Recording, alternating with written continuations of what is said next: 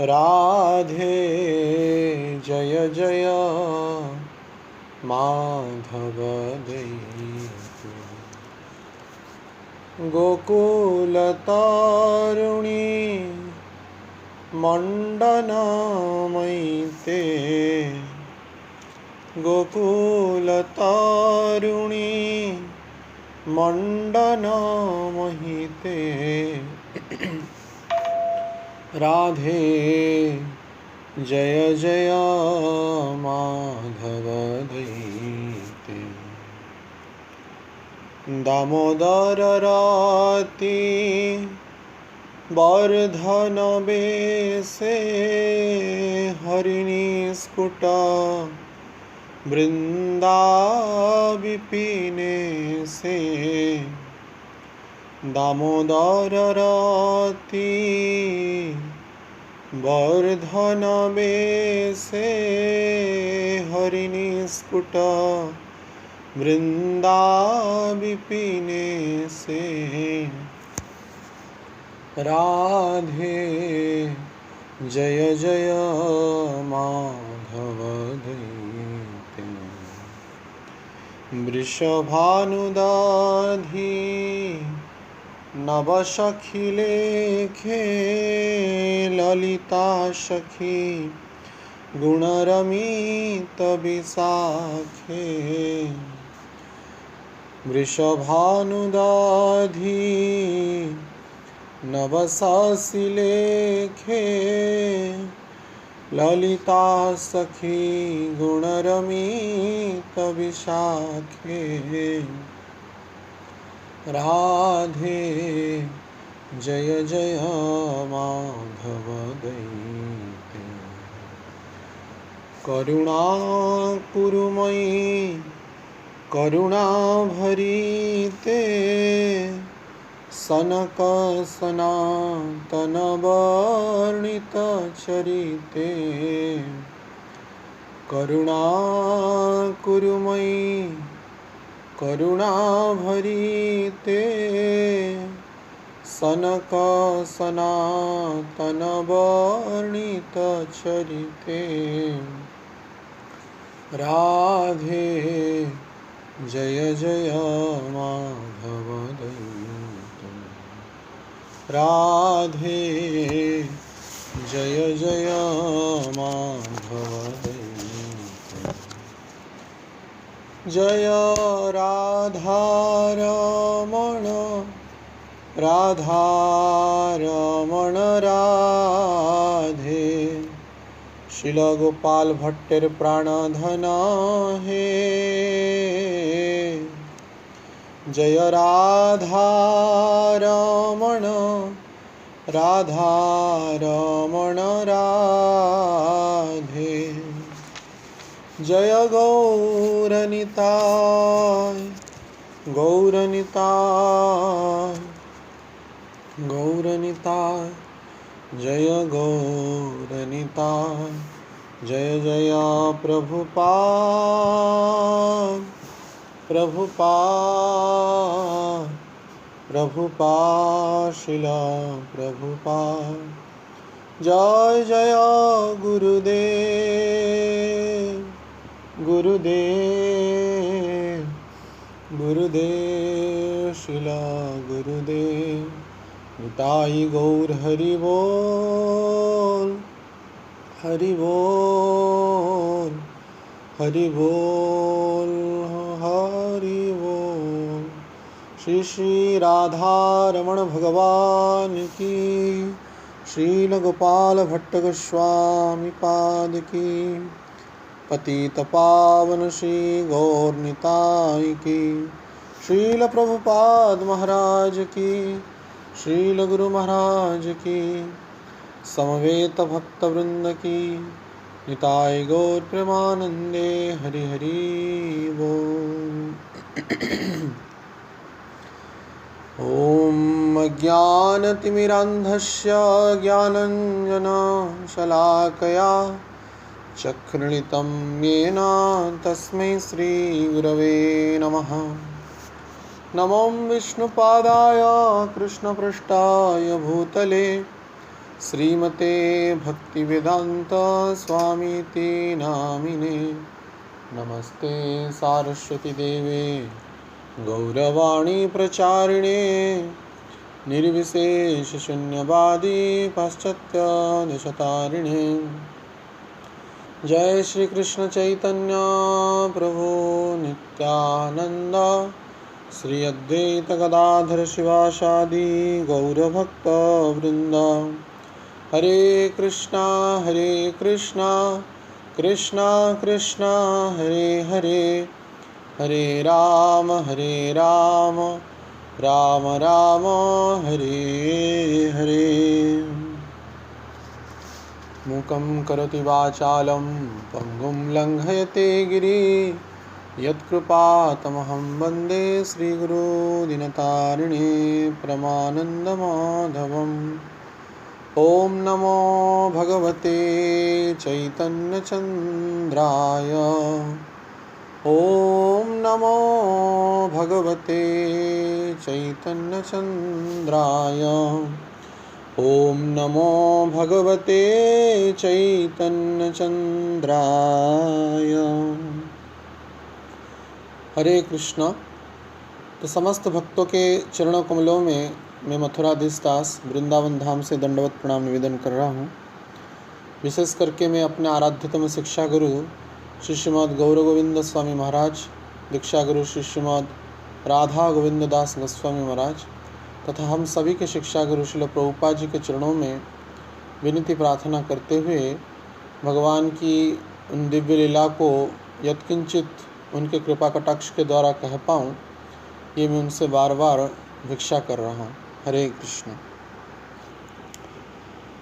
तो जैसे कि हम लोग चर्चा कर रहे थे सप्त देवालय के क्रम में, तो हमने श्री श्री राधा श्यामा सुंदर भगवान की चर्चा किया।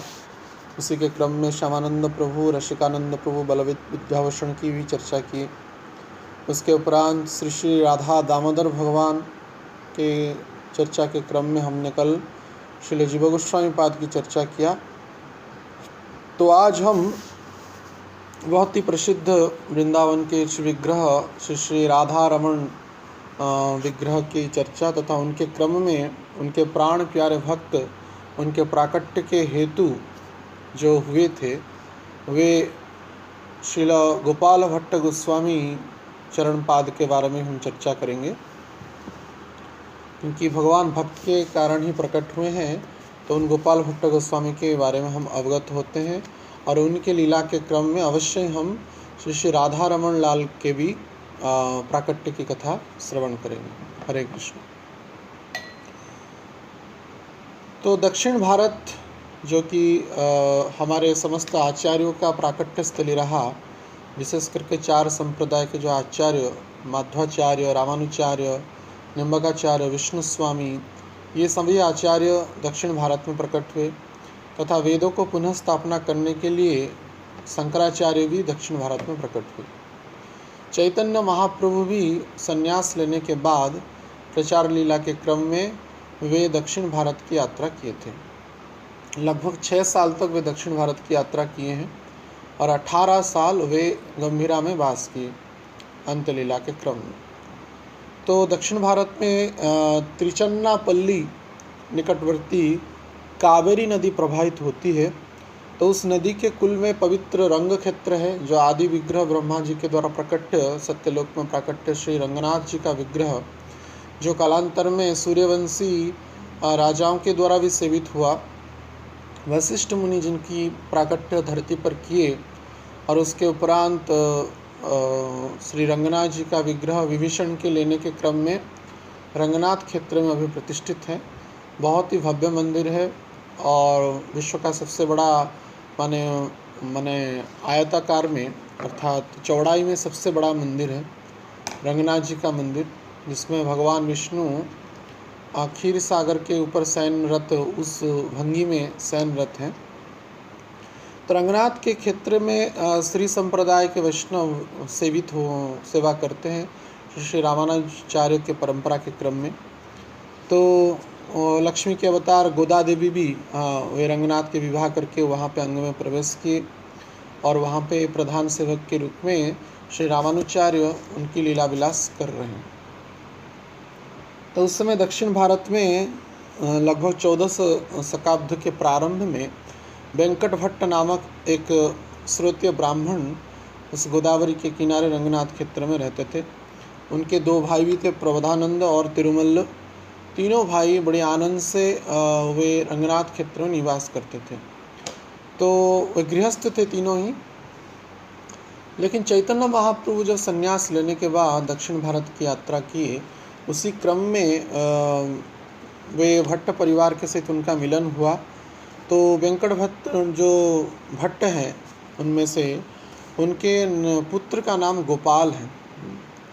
वेंकट भट्ट जो श्री संप्रदाय वैष्णव है, उनके पुत्र का नाम गोपाल भट्ट है। तो श्रील भक्तिविनोद ठाकुर के अनुसार वे 1425 शताब्द अर्थात 1503 ख्रीष्टाब्द में जन्म ग्रहण किए थे।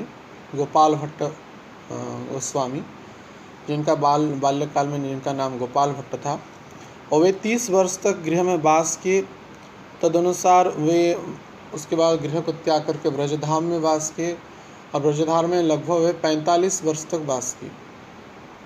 तो कुल मिलाकर के 75 वर्षों तक वे इस धरती में लीला विलास किए, ऐसा भक्तिविनोद ठाकुर का मत है। लेकिन राधा रमण परिवार के जो वैष्णव हैं मधुसूदन गोस्वामी, उनका मत यह थोड़ा अलग है और 10 साल ज़्यादा है। अर्थात वे 11 साल में चैतन्य देव के से साक्षात्कार करते हैं गोपाल भट्ट गोस्वामी, और 1571 ख्रीष्टाब्द में वे ब्रज को आते हैं और 85 वर्ष तक वे जीवित रहते हैं, धरती पर प्रकट लीला करते हैं, ऐसा उनका मत है। जो भी वह पठांतर मतांतर हो सकता है, लेकिन लीला विषय और उनकी कथा और उनकी जो भक्ति का जो अत्यंत जो माधुर्यपूर्ण जो स्थिति है, वो सर्वत्र समभाव से वर्णना किया गया है। तो चैतन्य महाप्रभु जब माने 1511 ख्रीष्टाब्द में संन्यास ग्रहण किए और पूरी धाम को गए, और अल्पकाल में ही वे दक्षिण भारत की यात्रा की और समस्त तीर्थों के देखने के बहाने पवित्र हरिनाम का वे प्रचार किए। और वहाँ से वे कुर्म क्षेत्र गए, माने उड़ीसा के रास्ता में गंजाम डिस्ट्रिक्ट होते हुए बरहमपुर आदि होते हुए इच्छापुरम आदि होते हुए माने पुरी से चिलिका प्रांत से वो जो रास्ता है जो दक्षिण भारत को कनेक्ट करता है, वहाँ से इच्छापुरम होते हुए कुर्म क्षेत्र वे गए। कुर्म क्षेत्र में उन्होंने ब्रह्म संहिता तथा बिल्वमंगल ठाकुर की कृष्ण करणामृत ग्रंथों की वे उद्धार की। उसके बाद आदि दक्षिण भारत की अनेक तीर्थ क्षेत्र जैसे आदि केशव हैं, अनेक स्थान दर्शन करते हुए वे गोदावरी प्रांत में पहुँचे। गोदावरी में उनका रामानंद राय के साथ संवाद हुआ। उस समय जगन्नाथपुरी के शासक के अधिकारी के स्वरूप में रामानंद राय दक्षिण भारत का मुख्य वो शासक करता थे, राजा पुरी के राजा की तरफ से। तो वहाँ से उनका रामानंद राय के साथ संवाद हुआ चैतन्य महाप्रभु का। और उसके बाद वे रंग क्षेत्र अर्थात श्रीरंगम क्षेत्र गए। रंगम क्षेत्र में श्री कावेरी नामक पवित्र नदी में जब चैतन्य महाप्रभु स्नान किए, तो वेंकट भट्ट भी रंगनाथ जी का दर्शन करके वे आ रहे थे। तो अद्भुत उनका जो स्वरूप था, अजानुलंब भुजित कनक स्वरूप को देख करके वेंकट भट्ट अत्यंत आकर्षित हुए और लगा कि साक्षात रंग भगवान ही मानो गौरवर्ण तप्त कांचन गौरवर्ण में प्रकट होकर के इतने लंबे चौड़े 7 फीट के चैतन्य महाप्रभु, कर्ण पर्यंत खींचा हुआ उनका जो दिव्य नेत्र है और अत्यंत सुंदर जो स्वरूप में और सन्यासी वस्त्र में है, वो घुटनों पर्यंत वो भगवा कपड़ा धारण किए हुए हैं, शरीर खुला है और एक पास उत्तरीय है और शरीर में बड़ी दिव्य आलोक की पुंज प्रकट हो रहा है। तो उस स्वरूप को देखते हुए श्री वेंकट भट्ट अत्यंत आकर्षित हो गए और देखे कि सन्यासी का स्वरूप में है, तो बोले कि अभी तो चतुर्मास आ रहा है, अगर आप कृपा करके हमारे गृह में भिक्षा ग्रहण करें और हमको सेवा का अवसर प्रदान करें तो हम अत्यंत कृतार्थ होंगे। तो मानो तो संभोगाः विप्रज्ञानता गोपाल भट्ट गोस्वामी के सहित महाप्रभु का मिलन है। मानो श्रीमती राधा रानी के भाव में चैतन्य महाप्रभु आए हैं, वे राधा हैं, और मानो उनके ही मंजरी स्वरूप श्री गोपाल भट्ट को सहित इस भौम जगत में उनका मिलन है। तो अवश्य चैतन्य महाप्रभु इसके लिए वे राजी हो गए। और उसके बाद जब गोपाल वेंकट भट्ट के यहाँ चैतन्य महाप्रभु गए तो उनको आदर सत्कार किए।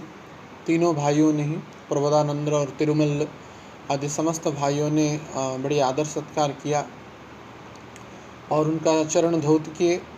और वो चरण धौत के बाद जो चरणामृत निकला, स्वतः ही किसी के न कहते हुए, गोपाल उस समय छोटे बालक थे, 11 साल के बालक थे, तो उस चरणामृत को चैतन्य महाप्रभु के चरणामृत को वे पान कर लिए आनंद से। कृष्ण पद करतल कोटि चंद्र सुशीतल, कृष्ण का जो चरण कमल है, करोड़ों चंद्रमा का भी सुशीतल किरण प्रकट होता है और अत्यंत आत्मा का बोधक श्री कृष्ण भक्ति का संचारक होता है। उस दिव्य चरण कमल को और उस चरणामृत को प्राप्त करके मानो गोपाल निहाल हो गए और उनका समस्त दुख दूर हो गया। तो गोपाल अपने प्राण श्री चैतन्य महाप्रभु को देख करके अत्यंत आनंदित हुए और उनकी अद्भुत स्वरूप को देख करके वे भी आकर्षित हो गए और अत्यंत दुख भी अनुभव किए, क्योंकि चैतन्य महाप्रभु को वो कुंचित केस स्वरूप में दर्शन नहीं किया, अपितु वे मुंडित माने मस्तक में अर्थात सन्यासी वस्त्र में देखे।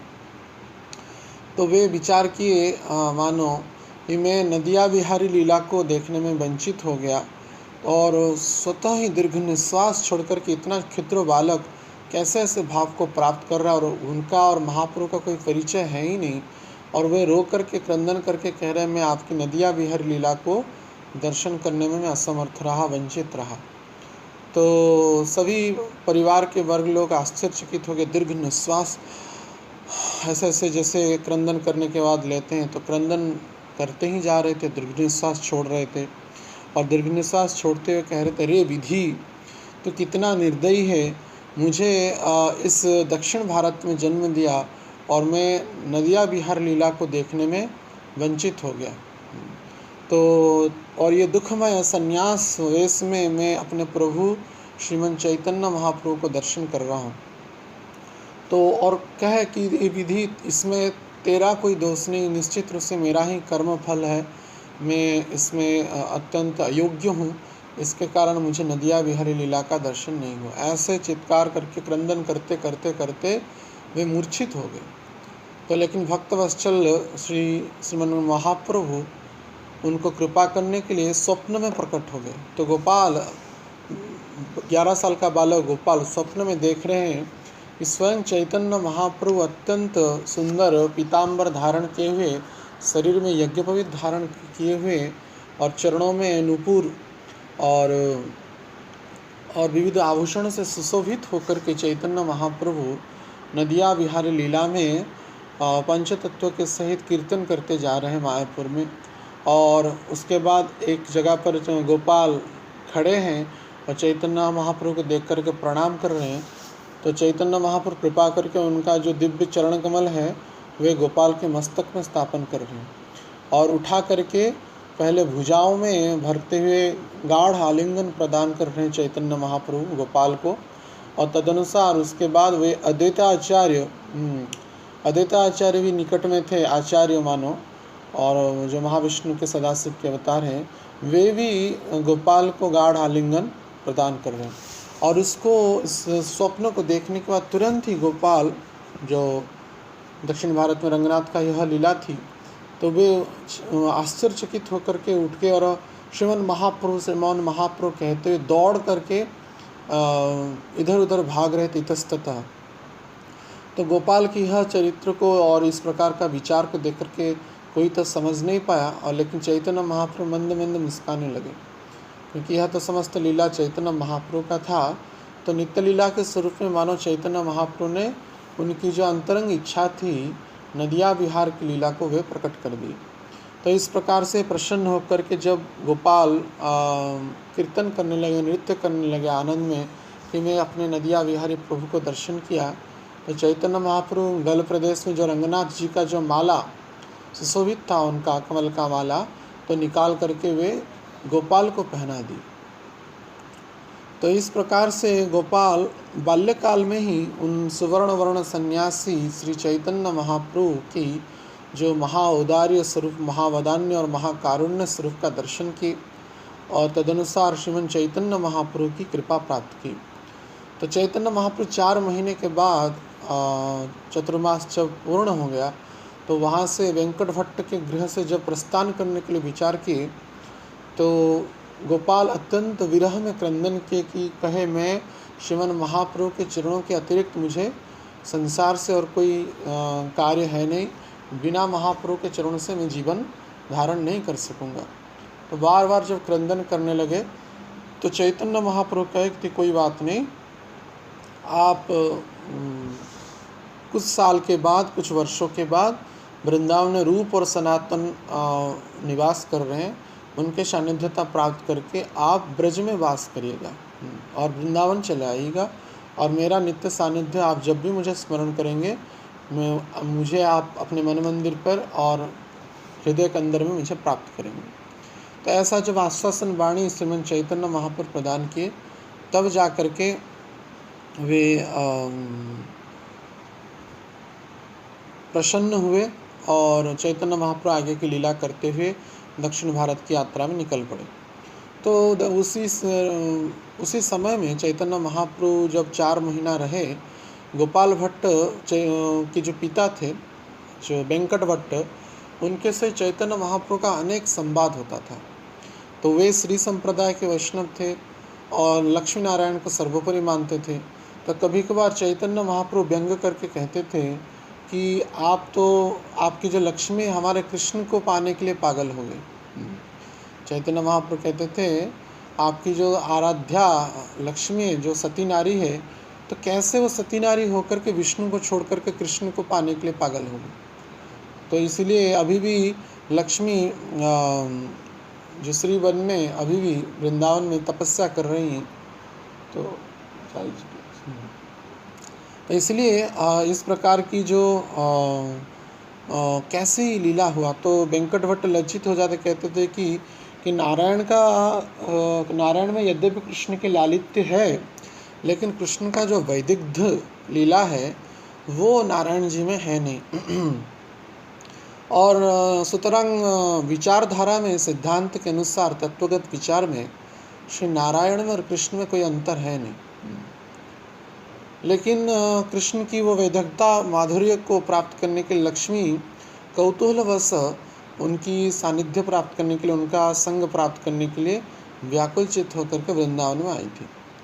तो वो, लेकिन चैतन्य देव बोले कि मैं भी जानता हूँ कि कृष्ण की संग की कामना करना में लक्ष्मी जी को कोई दोष नहीं लगता, किंतु शास्त्र से मैं ऐसा सुना कि वे तपस्या करके जो श्रुतियाँ जो श्री कृष्ण के रास में योगदान का अधिकार पाए हैं, तो उस रास से लक्ष्मी कैसे वंचित होगी, जो जिस रास में सम्मिलित होना वह चाहते थे। इसका कारण क्या है आपको पता है? आपके आराध्या लक्ष्मी के बारे में यह क्या कारण है, आप बता सकते हैं? तो वेंकट भट्ट लज्जित होकर के कहते हैं कि मैं तो क्षुद्र जीव हूँ, आप साक्षात नारायण हैं, आप ही साक्षात कृष्ण हैं, तो आप ही इसका समाधान करिए। तब चैतन्य महाप्रभु ऐसे ही व्यंग व्यंग में कहे कि श्री कृष्ण का यह स्वभाव है कि निज माधुर्य के द्वारा वे सबको आकर्षित करते हैं। यह कृष्ण की अद्भुत स्वभाव है। कृष्ण माधुर्य एक स्वाभाविक बल, कृष्ण आदि नर नारी करए विहल। कृष्ण माधुर्य के एक स्वाभाविक बल है, स्वाभाविक है, नेचुरल है, और इसमें स्वयं कृष्ण भी आकर्षित हो जाते हैं। कृष्ण आदि नर नारी करय विहुल, इसमें पुरुष क्या नारी क्या, जैसा हम चर्चा करे थे, स्वयं नरसिंह भी भगवान का माधुर्य दर्शन करने के लिए व्याकुल हो गए। जब भगवान राम जी लीला करते थे तो दंडकारण्य के ऋषि मुनि पुरुष थे, लेकिन कृष्ण का संग प्राप्त करने के लिए पागल है। तो ऐसा भी देखा जाए, एक पुरुष एक स्त्री को स्वाभाविक रूप से स्नेह करता है, प्रेम करता है, लेकिन सभी ब्रह्मांड वर्ग के जितने स्त्री तो कर ही रहे प्रेम, और समस्त पुरुष भी कृष्ण को ही प्रेम करते हैं। तो यह भगवान कृष्ण की अद्भुत माधुर्यता का प्रभाव है। कृष्ण आदि नर नारी करय विहुल, नर हो नारी हो सभी उनके सौंदर्य से व्याकुल हो जाते हैं। लक्ष्मी जब उनको देखी तो वे भी पागल हो गई। कृष्ण का सुंदरता को देखने के लिए कौन लालायित नहीं होता है, लेकिन सुंदरता का सबसे आकोर जो स्वयं कृष्ण है, जिनकी अद्भुत लावण्यता है, उनकी अद्भुत जो लालित्यता और वैदकता है, वे ब्रजधाम में, वृंदावन धाम में अद्भुत रूप से प्रकट होता है। तो भगवान जो दिगंबर स्वरूप में नितंब को दिखाते हुए अनेक व्यंग्यात्मक दृष्टिकोण से भक्तों को जब आकर्षित करते हैं, मानस समस्त व्यक्ति पागल हो जाते हैं। इसलिए कोई कहा है अगर कि आप वृंदावन जा रहे हैं तो जाइए, लेकिन केसी घाट मत जाना, या केसी घाट के क्यों, अगर केसी घाट जा रहे तो वहाँ पे एक दिगंबर बालक खड़ा हुआ है और अत्यंत सुंदर मनोहर उसका छवि है, तो उसको देख करके अपना सुध बुध, घर द्वार, संबंधी, पुत्र पुत्री सब तुम खो जाओगे और भूल जाओगे, विस्मरण हो जाएगा। इसलिए वहाँ पे मत जाना, क्योंकि सर्व आकर्षण के केंद्र बिंदु श्री कृष्ण है।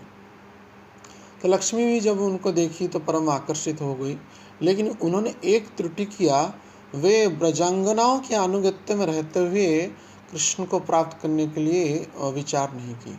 ऐश्वर्यपूर्ण भाव से उसी शरीर में, अर्थात लक्ष्मी के ही शरीर में, वो भगवान कृष्ण को प्राप्त करने के लिए इच्छा की, जो कि कभी भी संभवपर है नहीं। तो श्रुतियाँ जो है, गोपाल तापनी उपनिषद आदि श्रुतियाँ भी गोपियों के गर्भ से जन्म होकर के भगवान के रासलीला में सम्मिलित हुए हैं। तो यह गोप कन्या का अभिमान ही वास्तविक श्रेष्ठ अभिमान है।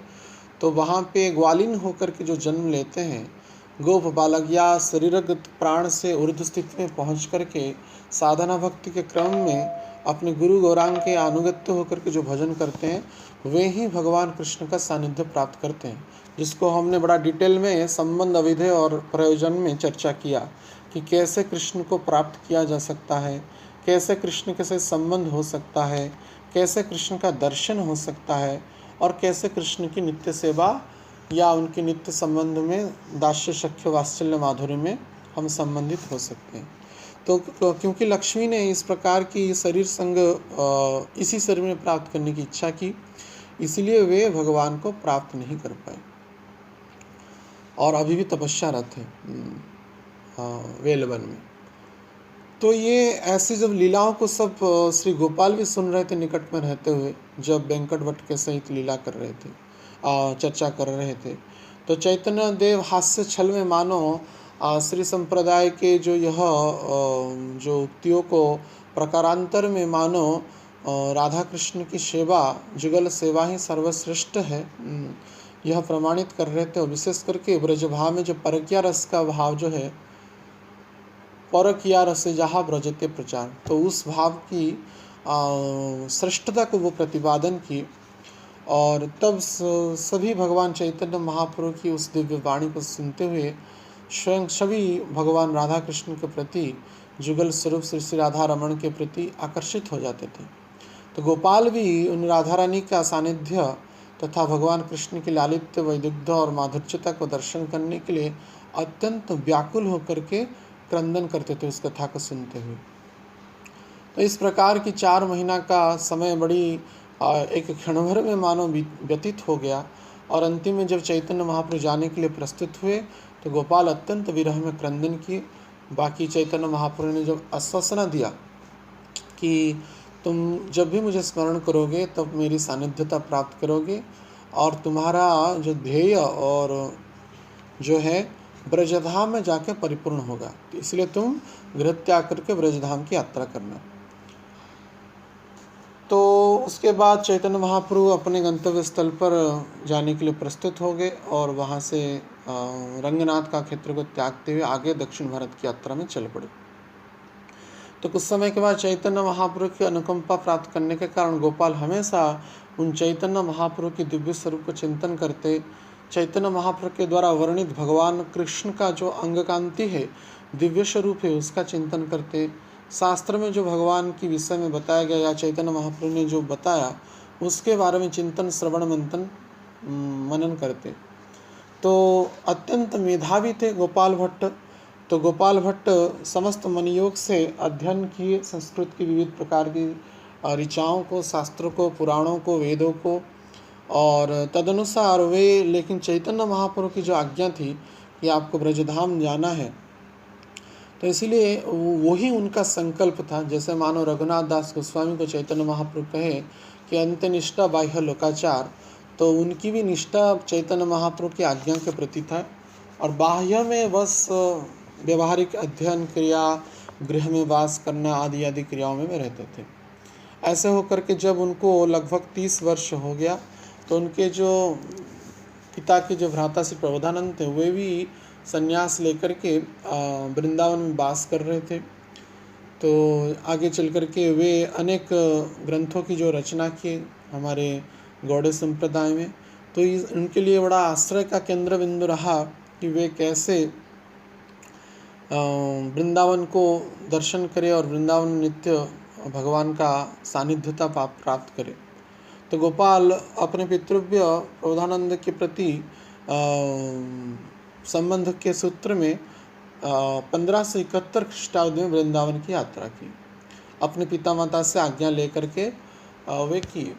पहले काल में वास्तविक संन्यास लेना इतना कोई ज़्यादा समस्या युक्त क्रिया नहीं रहती थी। हम भी बचपन में सुने हैं, पिताजी कहते थे घर में अगर 4-5 पुत्र हो तो एक पुत्र संन्यास के लिए पहले से व्यवस्था कर दिया जाता है। तो हर एक पिता माता एक पुत्र गृह के कल्याण के लिए, त्रिसप्त पुरुष के उद्धार के लिए एक पुत्र को समाज के सेवा में, भगवान के सेवा में निश्चित करते थे। तो संन्यास की जो परंपरा सनातनी परंपरा में पहले काल से है। यद्यपि यह परंपरा या आसुरी वर्णाश्रम के कारण अभी देखने को नहीं प्राप्त होता है।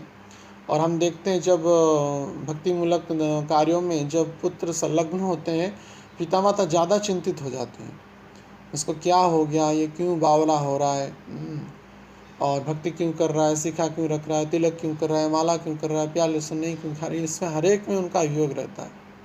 और मानो कोई सन्यासी हो जाए, ब्रह्मचारी हो जाए तो कहना ही क्या है, टीवी में आ जाते हैं। जो भी हो, कलिकाल की यह विभत्स स्वरूप दर्शन करने को प्राप्त होता है। लेकिन पूर्व काल में संन्यास लेना कोई बड़ा विचित्र तथा कोई आश्चर्यजनक बात नहीं थी। यह जीवन की एक मुख्य स्रोतीय परंपरा का एक अंग था। तो इसमें जब गोपाल भट्ट जी ने अपने पिता माता से आज्ञा लिया तो वे स्वतः ही चैतन्य महाप्रभु तो पहले से बताए थे, उस आज्ञा के सूत्र में उन्होंने गोपाल को आज्ञा दे दिया कि आप जाइए और चैतन्य महाप्रभु की वाणी का प्रचार करिए और वृंदावन में रह करके अपना जीवन का सर्वस्व जो खोज जो है भगवान की चरणों में नित्य स्थान को आप प्राप्त करिए। तो उनके अनुमति के क्रम में वे जाकर के वृंदावन पहुँचे और वृंदावन में पहुँचने के बाद यह चारों ओर बड़ा हर्ष आनंद का क्षेत्र छा गया गोस्वामियों में, विशेष करके रूप और सनातन के जो समीप। तो सनातन गोस्वामी के समीप जाकर के गोपाल भट्ट गोस्वामी निवास की। तो सनातन गोस्वामी गोपाल भट्ट का वृंदावन आने का जो संवाद, उस समय चैतन्य महाप्रभु जगन्नाथपुरी में थे, तो वो पत्र लिख करके वे चैतन्य महाप्रभु के पास भेज दी। तो रूप सनातन के अनुमति के क्रम में श्रील गोपाल भट्ट गोस्वामी शुद्ध भक्ति ग्रंथ का प्रचार किए, लुप्त तीर्थों का भी उद्धार किए और भगवान की सेवा का प्रकाश और उस विषय में अनेक ग्रंथों की वे रचना करने में संलग्न हो गए। तो सर्व अंतर्यामी भगवान श्री चैतन्य देव गोपाल के वृंदावन आने का समाचार पाकर के अत्यंत प्रसन्न हुए और तोटा गोपीनाथ मंदिर में समस्त वैष्णव के सहित इष्ट गोष्ठी की। तो वहाँ पे गदाधर पंडित तथा अन्य वैष्णव के सहित जब इष्ट गोष्ठी हुआ, अंतिम में चैतन्य देव कहे, अनेक दिन हो गया कि ब्रज का कोई संवाद आया नहीं, क्या हुआ, मेरे गोपाल क्या कर रहा है। क्योंकि महाप्रभु गोपाल के प्रति पुत्र भाव रखते थे। क्योंकि 11 जब महाप्रभु संन्यास लेकर के वेंकट भट्ट के यहाँ थे, तो गोपाल भट्ट दिखने में बहुत सुंदर दिखते थे। वैसे ही तो ब्राह्मण का शरीर और कमल जैसा उनका चक्षु था, गौर वर्ण स्वरूप था, और वैसे ही उनकी भक्ति पूत व्यवहार को देख करके चैतन्य महाप्रभु बाल्यकाल से ही वे चैतन्य महाप्रभु के अंग की सेवा किए हैं, उनके कपड़ा को साफ किए हैं, उनके कौपिन को भी साफ किए, उनकी मसाज भी किए 11 चैतन्य महाप्रभु का अनेक सेवाएं की, समस्त सेवाओं को वे किए थे। तो इसलिए चैतन्य महाप्रभु का उनके प्रति स्वतः शिष्य तथा पुत्र भाव था। तो मेरा गोपाल का कोई संवाद नहीं मिला है, क्या हुआ। तो ऐसे व्याकुल होकर के चैतन्य महाप्रभु जब तोटा गोपीनाथ में चर्चा कर रहे थे, तो उसी समय कोई एक वैष्णव वृंदावन से आकर के एक पत्र को पढ़ने लगे कि महाप्रभु श्री सनातन गोस्वामी ने पत्र लिखा है। तो पत्र जब इस प्रकार से परस्पर वार्ता हो रहा था, तो वैष्णव आकर के पत्र जब पढ़ने लगे, तो महाप्रभु अत्यंत आनंद हुए उस चिट्ठी को पा करके, उस पत्र को प्राप्त करके। तो चिट्ठी को पढ़े तो उसमें गोपाल जी इस प्रकार से वृंदावन में पहुँचे और सनातन के अनुगत्य में, रूप सनातन के अनुगत्य में भक्ति धर्म का प्रचार कर रहे हैं, शास्त्रों का अध्ययन रचना कर रहे हैं, आदि आदि सब बात को वे सुने तो अत्यंत प्रसन्न हुए। और जगन्नाथपुरी में जितने वैष्णव थे, तो उनके सामने श्रीमन महाप्रभु ने विस्तार रूप से कैसे उनका गोपाल के सहित रंगनाथ क्षेत्र में वेंकट भट्ट के यहाँ साक्षात्कार हुआ था, उस समस्त कथा को बड़ा प्रेम से वे चर्चा किए। और गोपाल बाल्यकाल से कैसे श्रीमन महाप्रभु की अनेक सेवाएं किए थे, उस संदर्भ में भी वे चर्चा की। तो समस्त वैष्णव जो थे अत्यंत प्रसन्न हुए कि चैतन्य देव की जो कृपा और उनकी सेवा साक्षात देव यक्ष गंधर्व भी प्राप्त नहीं कर पाते हैं, और बाल्यकाल में ही गोपाल ने यह दुर्लभ सेवा को प्राप्त किया था। तो सभी ने गोपाल की भाग्य को भूरी भूरी प्रशंसा किया और उनको अनेक प्रकार से वे आशीर्वाद दिए।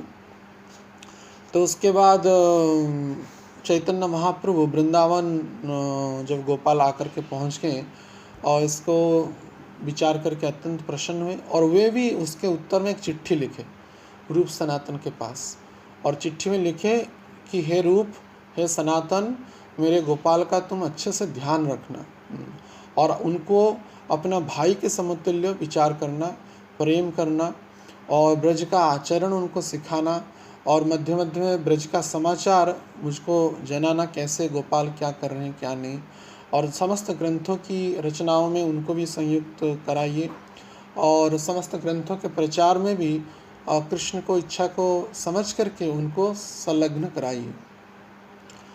तो इस प्रकार से चैतन्य महाप्रभु अत्यंत हर्षित होकर के पत्र दिए, और पत्र के सही जगन्नाथ जी का कुछ प्रसादी चंदन, तुलसी और गोपाल के लिए कौपिन और डोर, साक्षात चैतन्य महाप्रभु ने गोपाल को डोर और कौपिन भेजा।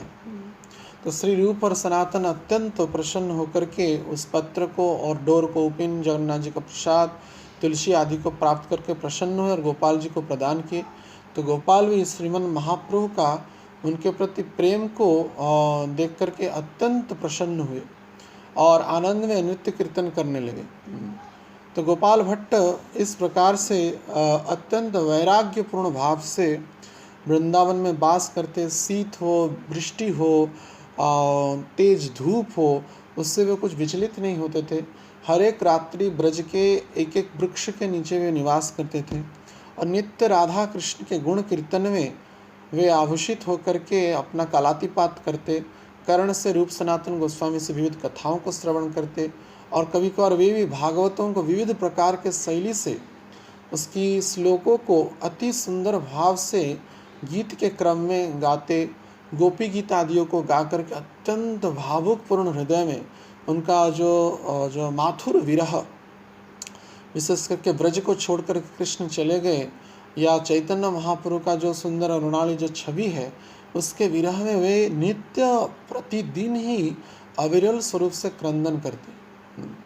तो विविध प्रकार का राग रागिनियों से वे श्लोक को पाठ करते, और पाठ करते समय उनका कंठ अवरुद्ध हो जाता था, गला कंठ अवरुद्ध हो जाता था, और क्रंदन करते करते करते कभी कभार वो बेहोश हो जाते थे, या कभी कभार भगवान का नाम कीर्तन करते हुए अष्ट सात्विक भाव को प्राप्त करते। शरीर में अश्रु निकलता, कंप निकलता, स्वेद आदि निकलता, पिचकारी की जैसा आँख से आंसू निकलता, और इस प्रकार से विरह में, अत्यंत विरह में वे चैतन्य महाप्रभु के विरह तथा राधा रानी कृष्ण के विरह में संदग्ध होकर के इतस्ततः विचरण करते, और ब्रज भाव में, विरह भाव में, रागानुगा स्तर में व्यक्ति करते। तो इस प्रकार का गदगद उनकी जैसे कई श्लोक उनके संबंध में रचना किया गया है। कृष्णदास कविराज गोस्वामी उनकी जीवन शैली के बारे में वर्णना करते। अविरल गलदर्श स्वेद धाराभिराम प्रचुर पुलक कंप स्तंभ उचार्य नाम ह ह ह हरि रिरित्याधिक्षराजो अन्ते चेता स्वरतु सुहृदि में गोस्वामी गोपाल भट्ट। तो कविराज गोस्वामी गोपाल भट्ट गोस्वामी के बारे में कहते हैं कि श्री प्रबोधानंद सरस्वती के कृपा प्राप्त अर्थात चैतन्य महाप्रभु तथा चैतन्य महाप्रभु की कृपा प्राप्त रूप सनातन के अनुगत्य सानिध्य प्राप्त करके वे अत्यंत प्रसन्न होकर के कभी कभी हरि उच्चारण नहीं कर पाते, तो हा हा हा इस प्रकार का ऊर्ध्व श्वास करके वे हरि को उच्चारण न करने में असमर्थ होते हुए विरह में, अत्यंत राधारानी के विरह में, हरि के विरह में, कृष्ण के विरह में लोटपोट हो जाते। व्रज रज में वो इधर उधर इतस्ततः विचरण करते और क्रंदन करते। तो इस प्रकार का अद्भुत उनका भक्ति की जो छवि है वो उसको मानो अत्यंत माधुर्यपूर्ण भाव से कविराज गोस्वामी ने खींच करके प्रकट किया है। तो उसी समय में वे अनेक ग्रंथों की भी रचना किए, हरिभक्ति विलास आदि इस ग्रंथों में भी वे सहायक रहे। तथा जीव गोस्वामी भी कहते हैं वास्तविक जो षड संदर्भ है उसको भी गोपाल भट्ट जी ने ही रचना किया, लेकिन वे समस्त क्रमभंग हो गया था किसी कारणवश। इसको मैं पर्यालोचना करके पुनः संगठित किया है। उसको जीव गोस्वामी भी अपने संदर्भ के प्रारंभ में वे लिखते हैं, कोपि तद बांधव भट्टो दक्षिण द्विजवंश च विचिच्य विलखित ग्रंथ लिखिताद वृद्ध वैष्णवे तस्याद्यम ग्रंथमालेखम त्रांतद्यूत त्रांत खंडितम पर्यालोचार्थ पर्यायम कृताम लिखति जीविका। तात्पर्य यह है कि माधव रामानुचार्य, श्रीधर स्वामी प्रभृति वृद्ध वैष्णव आचार्य के लिखित ग्रंथादियों को विचार समूह के सहित संग्रह करके शील रूप और सनातन प्रिय बंधु दाक्षिणात्य श्री द्विजकुल उत्तम गोपाल भट्ट गोस्वामी ने जिन ग्रंथों की रचना किया वो समस्त ग्रंथ क्रमभंग हो गया था, उलट पलट हो गया था। इसलिए उसको पुनः संगठित करने के लिए मैं क्षुद्र जीव पर्यालोचना करके उसको क्रमान्वय में लिखा। यह ही संदर्भ के नाम से अभिहित है। तो कृष्ण के अद्भुत चरित्र को श्री गोपाल भट्ट गोस्वामी विविध शास्त्रों में और वैष्णव के धर्म के अनेक जो उपदेश है उसको भी शास्त्रों में, विशेष करके जैसे कृष्ण करणामृत टिप्पणी है, सत्सार सत्क्रिया दीपिका है, संस्कार दीपिका है आदि ग्रंथों की रचना किया। और बाद में रूप सनातन के आदेश से वो प्रचार कार्य करने के लिए तो नीलाचल जो धाम से कृपा प्राप्त अर्थात चैतन्य महाप्रभु की कृपा प्राप्त करके श्री गोपाल भट्ट गोस्वामी ने उत्तर भारत की यात्रा प्रचार में वे संलग्न हो गए। तो वे उसके बाद भगवान चैतन्य महाप्रभु का दर्शन और उनका चरणामृत सेवन आदि पादपद्मों की सेवा का सानिध्यता को, उस स्मरण को स्मृति पट्टल में याद करते हुए वे उत्तर भारत की यात्रा में चल पड़े। और वहाँ से श्री गोपाल भट्ट गोस्वामी उत्तर भारत की यात्रा में जब जा रहे थे, विशेष करके उत्तर भारत में, विशेष जो आज के समय हम उत्तर प्रदेश के नाम से अभिहित करते हैं, पहले उत्तराखंड के सहित वो था और उसमें कई जो प्रांत युक्त था। उस समय तो यद्यपि मुगलों का साम्राज्य चल रहा था तो अविच्छिन्न रूप से भारत खंडित नहीं हुआ था। तो वहाँ पे वास करने के क्रम में वे जब जा रहे थे, निकट में एक बार हरिद्वार के निकट बहुत आंधी और तूफान आया। तो उस आंधी और तूफान के क्रम में वे कुछ काल के लिए वे वहाँ पे वास किए हरिद्वार में। हरिद्वार के निकटवर्ती जो सहारनपुर है, अभी जो सहारनपुर डिस्ट्रिक्ट के नाम से अभिहित है, और उसी ग्राम में एक देववंद्य एक गांव था, वहाँ पे वे वास किए। तो उसमें उन गोपाल भट्ट गोस्वामी सन्यासी को देखते हुए उस गांव के एक ब्राह्मण अत्यंत प्रसन्न हुए और उसी समय में उनको भिक्षा प्रदान करने के लिए, उनको सहायता करने के लिए, क्योंकि आंधी तूफान हो रहा था, अन्यत्र जाने का कोई मार्ग ही नहीं था, तो इसलिए वे उनको आश्रय प्रदान किए, एक प्रकार से भिक्षा प्रदान की। तो उनकी भाव को, उनकी प्रेम को देखते गोपाल भट्ट गोस्वामी ने भी उन ब्राह्मण के प्रति कृपा करने के लिए उनके गृह में वास करने लगे। तो उसी समय वे गोपाल भट्ट गोस्वामी से अनेक प्रकार से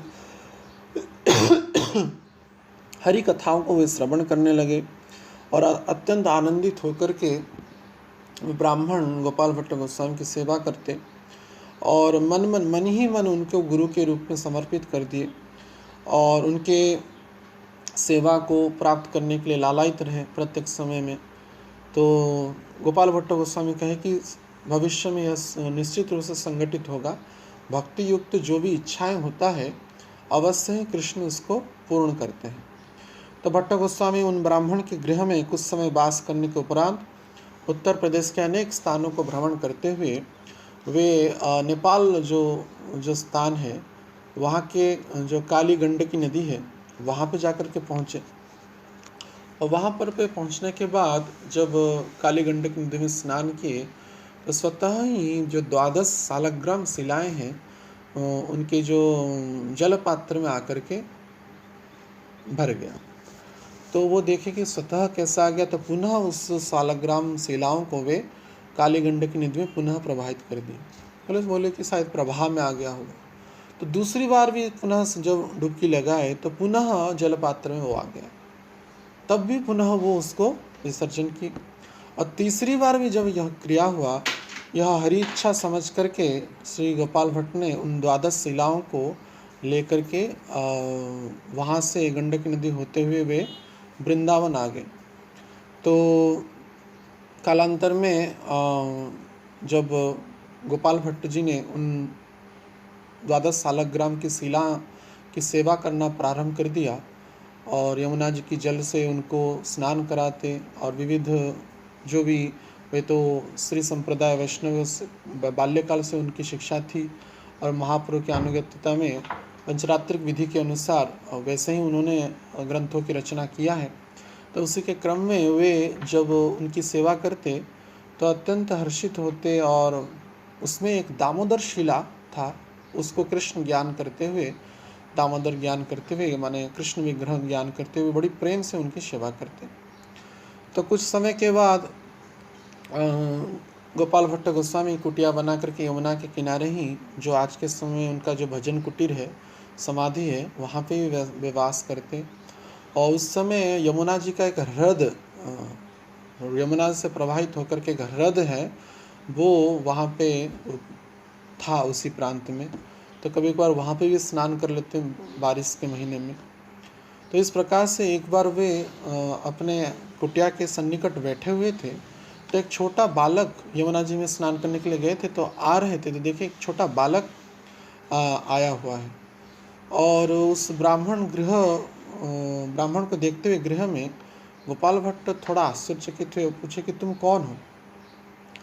तो उस ब्राह्मण बालक ने अपना परिचय गोपीनाथ ऐसा प्रदान किया कि मेरा नाम गोपीनाथ है। तो बोले आप कहाँ से आए हैं।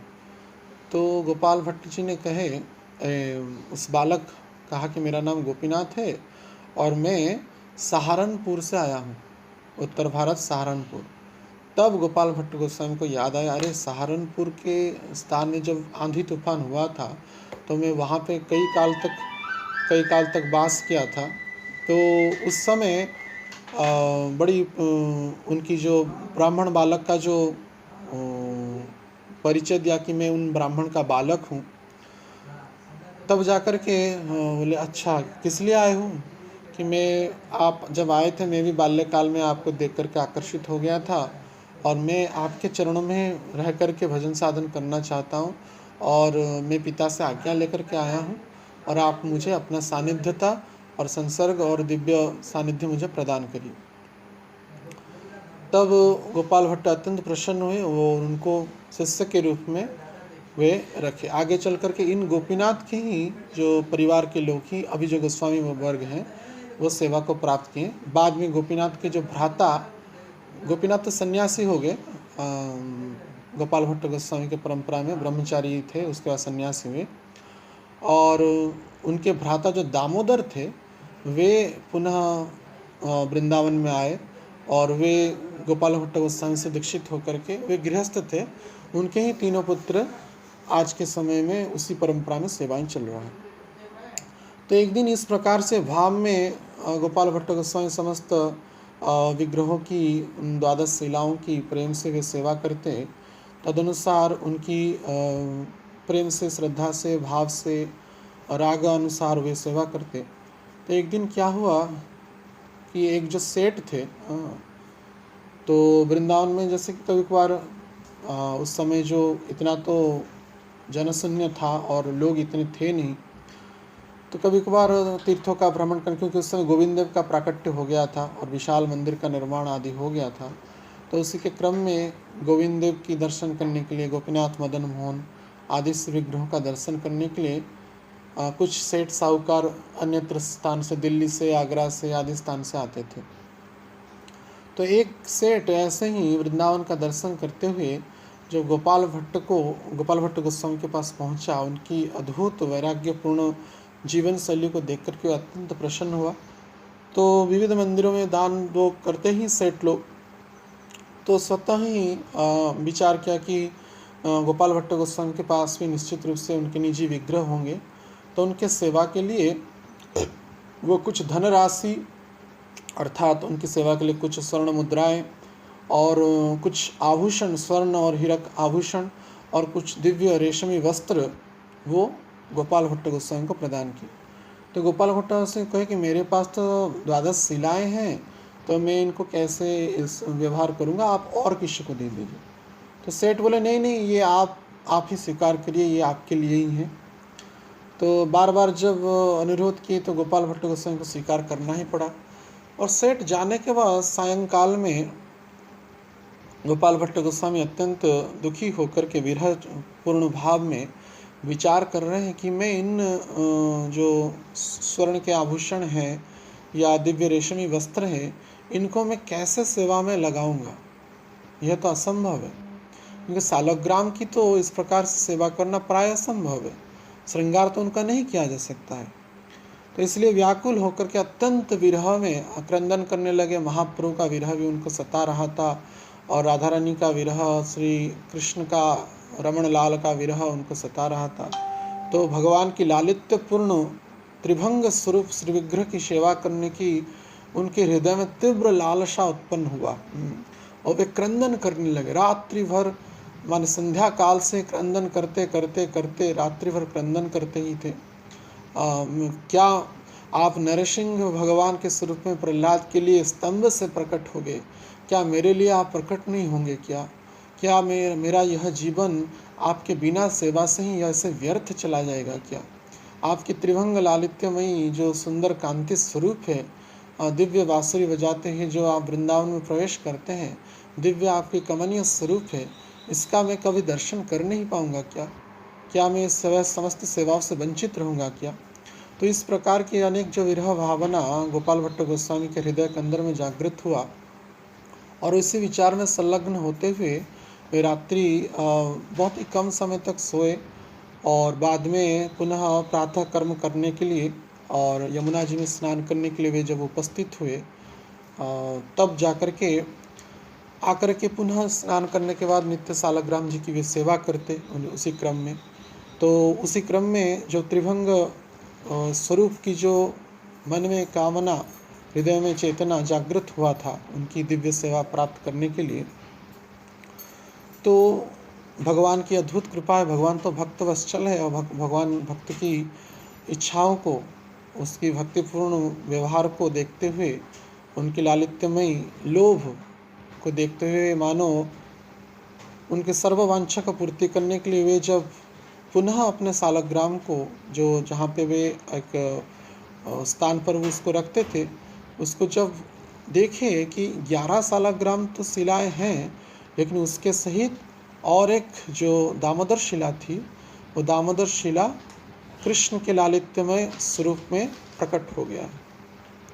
तो उसको देखते हुए उस दिन जो था, माने नृसिंह चतुर्दशी के अगले दिन था, अर्थात पूर्णिमा था, वैशाख पूर्णिमा थी। तो इस प्रकार से श्री गोपाल भट्ट गोस्वामी के दिव्य भक्तिपूर्ण व्यवहार को देखते हुए भगवान कृष्ण, मानो गोविंद, गोपीनाथ, मदन मोहन तीनों ही एक ही श्री विग्रह में प्रकट हो गए, जो कि राधा रमण के रूप में प्रकट हो गए। तो इस भगवान की इस अद्भुत कृपा को विचार करते हुए बारंबार कीर्तन करते, नृत्य करते, उस स्वरूप को देख करके वे परम आकर्षित होते थे। तो जैसे हवा तुरंत ही सर्वत्र फैल जाता है, वैसे ही यह समाचार वृंदावन के हर एक स्थान में वो फैल गया। विशेष करके रूप सनातन जब इससे अवगत हुए तो वे अत्यंत प्रसन्न हुए। राधा रमण विग्रह प्रकट हुए। यद्यपि उस समय नामकरण नहीं हुआ था, जैसे हमारे भक्ति रत्नाकर ग्रंथ में वर्णना है, उनकी जो नामकरण है स्वयं रूप गोस्वामी ने ही प्रदान किया है। श्री राधा रमण देव सेवया विषय मतः कृतिना श्रील रूपेण स्वयं योसा विभावितः। तो गोपाल भट्ट गोस्वामी के भक्ति के सूत्र को आधार करते हुए जो राधा रमण विग्रह प्रकट हुए हैं, तो उनका नामकरण स्वयं श्री रूप गोस्वामी ने प्रदान किया। तो भक्त के प्राण सर्वस्व भक्तवत्सल श्री राधा रमण भट्ट गोस्वामी की अभिलाषा के पूर्ण करने के लिए कभी कभार वे स्वयं चैतन्य महाप्रभु के स्वरूप में प्रकट हो जाते थे। ऐसा भक्ति रत्नाकर ग्रंथ में वर्णना किया गया है। तो कभी कभार जो गोपाल भट्ट गोस्वामी को चैतन्य महाप्रभु का विरह सताता था, क्योंकि वो बाल्यकाल से ही चैतन्य महाप्रभु की सेवा किए हैं। तो उसी के क्रम में कभी कभार राधा रमण गौरांग स्वरूप में चैतन्य महाप्रभु के रूप में प्रकट हो जाते थे। तो इस प्रकार की अनेक प्रेम से, श्रद्धा से और विविध प्रकार से वे श्रृंगार करते। उनकी जैसे ग्रीष्म काल में चंदन की सेवा और शीतकाल में उनको उष्ण वस्त्र प्रदान करने की सेवा, और विग्रह की, उन राधा रमण विग्रह की सेवा वो स्वतः अपने हस्त के द्वारा ही, अपने निजकृत विचारों के द्वारा और शास्त्र के अनुसार, प्रेम के अनुसार, राग मार्ग में भक्ति से वो उन राधा रमण विग्रह की वे सेवा करते। तो कहा जाता है कि राधा रमण विग्रह स्वयं राधा रानी भी उपस्थित है, इसलिए शायद अलग से राधा रानी और श्री गोपाल भट्ट गोस्वामी के द्वारा सेवित नहीं हुए। बाकी जो 11 जो शिलाएँ हैं, सालग्राम शिलाएँ, वे आज भी राधा रमण मंदिर में उपस्थित है।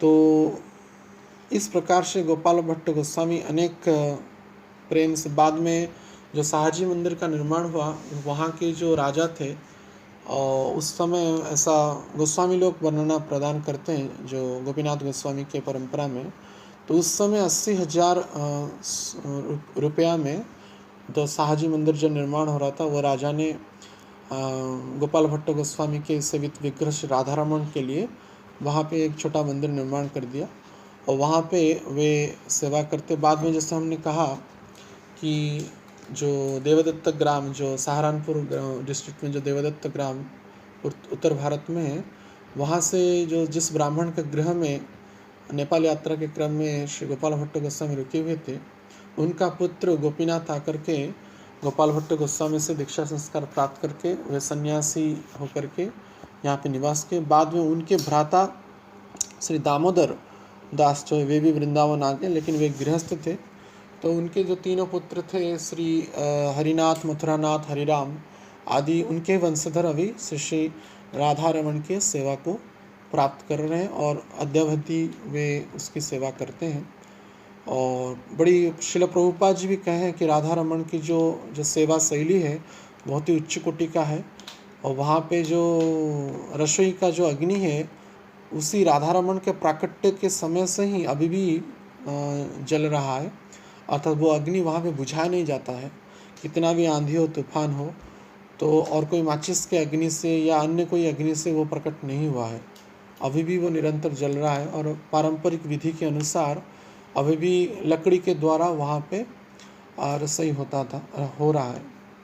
ऐसे भी कहते हैं गोस्वामी लोग कि जहाँ पे अभी रसोई है वहाँ पे पहले पुराना मंदिर था, अर्थात कुटिया में राधा रमण की सेवा होता था। तो बाद में जब राजा ने सामने मंदिर बनाया बगल में ही, तो वहाँ पे प्रतिष्ठित हुए। तो राधा रमण की इस प्रकार की सेवाएं हैं और उनकी सेवा का जो शैली भी बड़ा विचित्र है। जब गोस्वामीगण वहाँ पे भोग लगाते हैं, डायरेक्ट राधा रमण को सिंहासन में उठा करके भोग के सामने रखा हुआ सिंहासन मने भोग लाया नहीं जाता है अल्टर में। तो जैसे एक डाइनिंग हॉल भी है तो वहाँ पे राधा रमण को लिया जाता है। वैसे ही छोटे विग्रह हैं 12 इंच के अर्थात 1 फीट के, और सालग्राम विग्रह हैं, दामोदर शिला विग्रह है। अभी भी उनके पीठ के पश्चात भाग में उस सालग्राम का जो चिन्ह है और चरण के पीछे भी तलवे में अभी भी सालग्राम का चिन्ह है। तो और उस अभी भी राधा रमण मंदिर में चैतन्य महाप्रभु के जो प्रदत्त जो डोर और कौपिन और महाप्रभु का एक आसन वो भी अब उपस्थित है। तो साल में 6 बार उनका दर्शन कराया जाता है गोस्वामी गणों के द्वारा। इस प्रकार से प्रेम से चैतन्य महाप्रभु की कृपा प्राप्त श्री गोपाल भट्ट गोस्वामी लगभग 85 वर्ष तक ब्रजधाम में वास किए और रूप सनातन के देह के त्याग के बाद भी कई समय वे प्रकट रहे। जीव गोस्वामी, श्री दास गोस्वामी के सहित वे ग्रंथ आदि प्रचार, लुप्त तीर्थों का उद्धार तथा चैतन्य महाप्रभु को मनोभाव के कार्यों को वे करने में पूर्ण रूप से संलग्न रहे हैं। और इसी प्रकार से 1885 ख्रीष्टाब्द में आषाढ़ मास की कृष्ण पंचमी के दिन श्री राधा रमण के मध्याह्न लीला में वे प्रवेश किए। तो इस प्रकार से गोपाल भट्ट गोस्वामी के कारण ही श्री राधा रमण जो स्वयंभू विग्रह है दामोदर शिला से प्रकट होकर के अभी भी भक्तों को उनका लालित्यमयी दर्शन प्रदान करते हैं। उनका दर्शन बड़ा ही भक्तों को आकर्षण करता है। यद्यपि छोटे विग्रह हैं लेकिन परम आकर्षण करते हैं, स्वयंभू विग्रह हैं। तो यद्यपि औरंगजेब के आक्रमण के समय अन्य विग्रह जैसे गोविंद, गोपीनाथ, मदन मोहन, श्री दामोदर, राधा विनोदीलाल, ये समस्त विग्रह जयपुर स्थानांतरित हो गए तथा हरिदेव और आदि के सब विग्रह और श्रीनाथ जी आदि सब विग्रह स्थानांतरित हो गए। लेकिन श्री श्री राधा रमण विग्रह क्योंकि उच्चता में बड़े छोटे थे तो इसलिए वे किसी कारण शायद गोस्वामी गणों ने छुपा लिया होगा। तो अभी भी वे प्रकट है और वृंदा देवी का विग्रह अभी भी काम्यवन में जो ओरिजिनल विग्रह वे भी अभी प्रकट है। बाकी समस्त विग्रह जयपुर स्थानांतरित हो गए।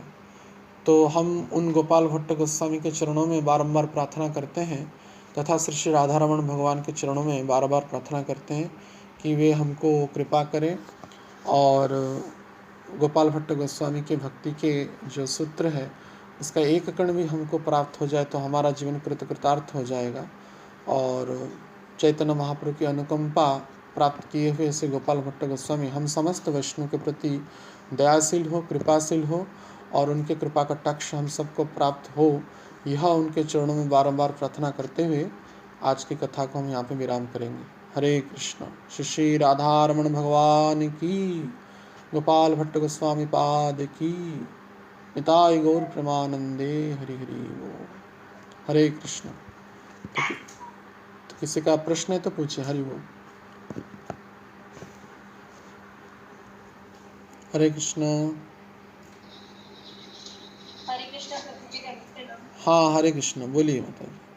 प्रभु जी जो बाकी की जो शिलाएं हैं जो 11 और भी वो भी मंदिर में ही है अभी भी? हाँ अभी वो 11 शिलाएं अभी भी वो मंदिर में है, राधा रमण मंदिर में। जो दर्शन होते हैं? नहीं, वही 6 जो दिन होता है, विशेष 6 दिन, विशेष करके राधा रमण का प्राकट्य तिथि एक निर्दिष्ट समय में, और गोपाल भट्ट गोस्वामी का आविर्भाव, तिरोभाव, गौर पूर्णिमा और कोई एक उत्सव, ऐसे 6 दिन में उनका दर्शन वे कराते हैं। तो कार्तिकेय प्रभु का एक प्रश्न है, क्या है, why there is no Radha Rani deity. अच्छा, तो एक्चुअली राधा रमन के विग्रह में हमारे कार्तिकेय प्रभु बेंगलोर से पूछें कि राधा रानी का विग्रह क्यों नहीं है वहाँ पे।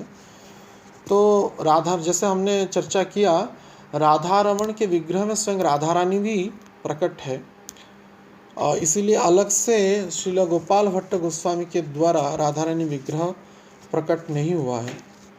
क्योंकि जैसे अन्य विग्रहों के हम देखते हैं, गोविंद विग्रह, गोपीनाथ विग्रह, मदन मोहन विग्रह प्रकट हुआ, तो उसके लिए श्रीमन चैतन्य महाप्रभु ने राधा रानी विग्रह गोविंद देव के लिए भेजे, और माता जाह्नवी देवी ने भी गोपीनाथ और मदन मोहन के लिए राधा रानी व्यवस्था किया, राधा रानी विग्रह को प्रकट के उड़ीसा से भेजे। लेकिन राधा रमन विग्रह, क्योंकि राधा रमन विग्रह में स्वयं राधा रानी भी है, अर्थात राधा जी भी हैं और रमन लाल भी हैं, इसलिए उनका नाम मानो राधा रमन पड़ा। जैसे राधा को रमण कराने में जो प्रवृत्त है वो उनका नाम राधा रमन है। तो उसी स्वरूप में अर्थात इस नाम इसलिए ही यह पड़ा क्योंकि रूप गोस्वामी नाम रखा, क्योंकि इसमें स्वयं राधा रानी भी उपस्थित है।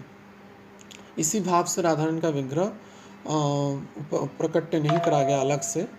लेकिन फिर भी बाद में गोस्वामी वर्गों ने तो वह कुछ मतांतर है। कोई कहता है कि यमुना जी का कलश जो उसको रख करके राधा रानी का श्रृंगार करते हैं बाजू में, या कोई कहता है वहाँ पे एक सोने का थाली है, या राधा शिला भी है। जो भी हो, लेकिन राधा रानी का एक उपस्थिति को प्रदान करते, और ऐसा भी प्रमाणित होता है कि नाम के स्वरूप में भी राधा रानी प्रकट होते हैं वहाँ पे, माने राधा नाम पूजा हो जाता है वहाँ पे। तो ऐसे मत है गोस्वामियों का, वो गुप्त रीति है किस प्रकार से राधा रानी, लेकिन श्रृंगार तो राधा रानी का जैसा ही कराते हैं। लेकिन यह मूल बात है कि जैसे भक्ति रत्नाकर ग्रंथों में प्रमाण है कि राधा रमण विग्रह में श्री राधा गोपीनाथ, राधा गोविंद और राधा मोहन तीनों का, राधा मदन मोहन का उपस्थिति है। इसीलिए अलग से राधा रानी विग्रह का प्राकट्य नहीं किया गया, और इसीलिए ही शायद रूप गोस्वामी ने इनका नाम राधा के नाम के सहित रमण रखा, राधा रमण। इसमें राधा जी भी है और राधा रमण भी है, यहाँ ही समझना चाहिए। हरे कृष्ण। ठीक है कार्तिकेय प्रभु? हाँ, दंडवत। जय राधा रमण प्रकट हो गए, बोलिए। प्रभु जी, हम जब गए थे तो गोपाल भट्ट गोस्वामी के जो समाधि स्थल है वहाँ पे भी कुछ शालिग्राम शिलाएं, तो वो सेम नहीं है? नहीं, जो शालग्राम शिलाएं जो गोपाल भट्ट गोस्वामी द्वारा सेवित शालग्राम है वो मंदिर के अंदर है। वो जो शिला है बाद में परंपरा के क्रम में रखा गया है। और ये जो रसोई घर का दर्शन होता है? नहीं, साधारणतः तो रसोई घर का दर्शन नहीं होता है, लेकिन कभी कभार जब भगवान की यात्रा वगैरह होता है या उसमें कुछ रिपेयर की, तो कुछ तो फोटोज कभी कभार हमने कुछ स्थान पर देखा था, लेकिन साक्षात जाने का वहाँ पे अनुमति नहीं है, क्योंकि अपरस की सेवा होती है वहाँ पे, और स्वच्छता के दृष्टिकोण से वहाँ पे किसी को छोड़ा नहीं जाता। और एक क्वेश्चन था प्रभु जी कि जो राधा रमन प्रकट हुए दामोदर शिला से, तो वो दामोदर शिला से क्यों प्रकट हुए? दूसरे कोई शिला? देखिए, शालग्राम की भी अनेक प्रकार की शिलाएं हैं, जैसे नृसिंह शालग्राम, बराह शालग्राम, कूर्म शालग्राम आदि आदि शालग्राम है। तो वैसे दामोदर शालग्राम है जो कृष्ण का सूचक है।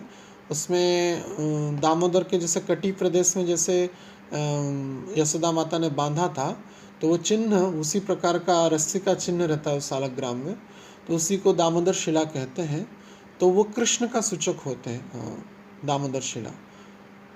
तो इसी भाव से ही गोपाल भट्ट गोस्वामी उनको कृष्ण विचार करके ही सेवा करते थे। 11 तो अलग अलग शालग्राम थे, लेकिन एक दामोदर बड़ी शालग्राम थी, तो उसी शिला को वे कृष्ण भाव से सेवा करते थे। तो वहाँ से ही वे प्रकट हुए राधा रमन। हरे कृष्ण। ठीक है, और किसका है प्रश्न? हाँ, जहाँ राधा रमन जी प्रकट हुए हैं वहाँ एक वृक्ष है। हाँ, तो वहाँ भी उस क्षेत्र में एक डिटीज है, जहाँ गोपाल भट्ट गोस्वामी जी की डिटीज है, तो वो अलग है। जैसे एक रूम है, हम अंदर जाते हैं, वहाँ भी डिटीज रखी हुई है। क्या डिटी है वहाँ के अंदर? पे राधे कृष्ण है, उनको नाम नहीं, याद है। वो तो वहाँ पे एक बैक साइड उनका वो समाधि स्थल। समाधि में भी तो अच्छा, समाधि की बात कर रहे हैं या प्राकट्य स्थल के कह रहे हैं? ये प्राकट्य स्थल तो पहले, समाधि स्थल तो वो दोनों जुड़े हुए हैं। समाधि स्थल अलग है, प्राकट्य स्थल की भी अलग है। प्राकट्य स्थल में एक वृक्ष है, वो जहाँ पे एक वेदी हुआ है, जहाँ पे राधा रमन प्रकट होकर पहली बार अभिषेक हुए थे, तो वेदी अभी भी है। और उस वृक्ष के में टहनियों में ही 11 शिलाओं को वे झुलाए थे गोपाल भट्ट जी ने, और झोली में, तो वहाँ से वे प्रकट हुए। तो वो वृक्ष वही है, पुरातन वृक्ष है, ऐसा कहा जाता है। और आगे वो गोपाल भट्ट गोस्वामी की समाधि है। तो समाधि में राधा कृष्ण विग्रह है, लेकिन वो विग्रह का से मूल विग्रह के सहित ऐसा कोई बाद में कोई साधु लोग रखे होंगे। बस 11 जो शिलाएँ हैं और मूल राधारमण विग्रह है, वही पुरातन है। ठीक है, हरे कृष्ण। और है किसका प्रश्न?